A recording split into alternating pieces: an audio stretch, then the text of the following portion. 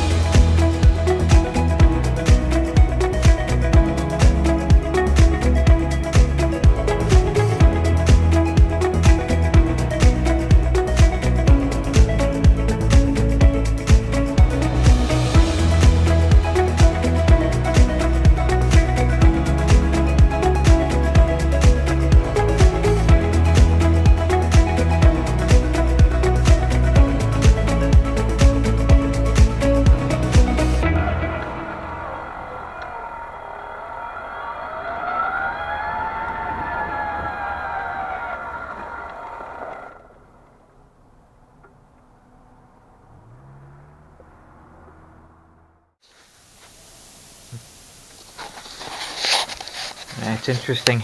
December 16th, I ordered a couple things from Amazon, and they told me that they would email me with an expected delivery date because they didn't have one at that time. And they're busy. Okay, I get it. And then last week, I think it was, I ordered 3 more things. And Sunday, which was 2 days ago, I got notification that both orders have shipped. And today I get notification that they've arrived at the post office, and all 5 objects are in the same box, so they shipped everything together. I'm still shaking my head, I don't get it. But, well, that's the way it is. So, weather's still being winter-ish.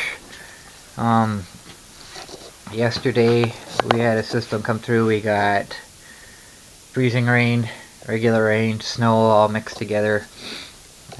Wasn't a good night last night to be out, I guess. But we got more coming. Apparently we're being targeted this year. We have an Alberta Clipper coming, and then a Colorado low, and then a Texas low. So we got all kinds of wonderful stuff coming at us. But I'm looking at the future forecast, and it's just, wow. It's struggling to get down below, the minus double digits this year, which is fine by me. Like I say, I'm not crazy about the snow, but I can deal with it. It's the cold that I don't like. It's that super cold. And we barely got any of that last year, and it looks like the same thing this year. In fact, we're going into January now, and it's above freezing, so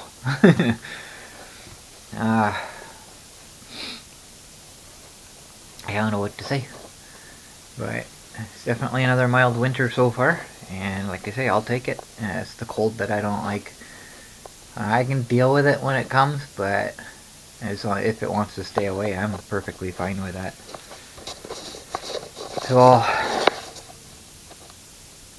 the monster's still holding together. I'm still getting that grinding noise. I don't know what it is, but I have a suspicion I'll be finding out soon. Hopefully it's not too major. If it is the transaxle, I still have my old one. Aside from the bearings leaking the grease, there's really nothing wrong with it that I know of. So as long as this motor will fit it, then I can put that transaxle on, just switch the motor over. I don't think it's the motor. It doesn't sound like the motor itself, because the gear ratio on this is 25:1. So the axle spin does a full rotation one time for every 25 rotations of the motor.